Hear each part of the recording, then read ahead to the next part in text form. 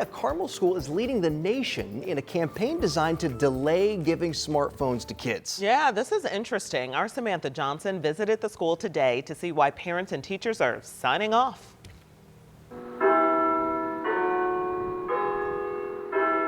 Inside Our Lady of Mount Carmel, smartphones are not allowed in the classroom. One part of our mission statement is to make sure that we meet the needs of the whole child, and so technology is part of that. Principal Tim Fletcher oversees about 650 students and 6 kids of his own. And I can tell you there's a big difference between how children are being raised today than they were even 5 years ago. And parents at the school agree, with nearly 400 families signing the national Wait Until 8th campaign. That's the most of any school in the country. When a parent signs the Wait Until 8th pledge, what that means is that they're promising that they will wait until at least the end of 8th grade to get their child a smartphone. To be pledge compliant, you can have a dumb phone, which we call them, or a phone that has less accessibility, which we feel like is a much better choice for children at this age group. The pledge is designed to protect young kids from the distractions and dangers that can come from smartphones. Megan Deering signed the pledge last year for her 3 boys. They're different children, you know what I mean? They're more clear, they're more creative. Basically, the pledge is a way for parents to come together so that we don't feel so much pressure to get our kids smartphones before we think they're ready.